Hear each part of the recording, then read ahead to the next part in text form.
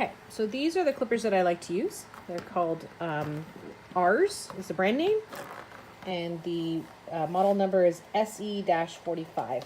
They're actually little pruning shears meant for bonsai trees of all things, but they're very small and they really work well for an IGV. So when looking at the hoof of a goat, I put the tips of the clippers together and just clean out if there's any dirt that might be between the sides of the hoof. So you'll see that there's what looks like a rim or an edge, and then the inner part of the foot. So really what you want to do is simply just make sure that the edges of the feet are, watch your tail, sweetheart. The edges of the feet are kind of level with the inner part. And being babies, there's really not much to trim at this point in time.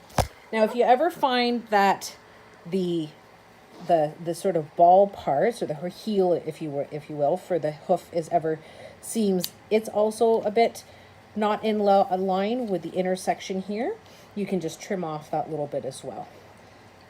And that's all that you need to do. So let's see if any of these feet, these guys have been outside running around a lot, and so they've been wearing down their hooves, which is great.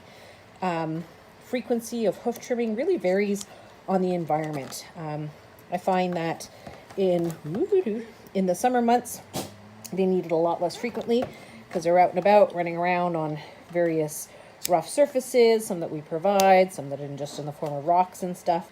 But in the winter, when the snow is covering most things, it's just a lot softer outside for them, and then there's just less stuff for their hooves to wear down on naturally. And that's all that you need to do.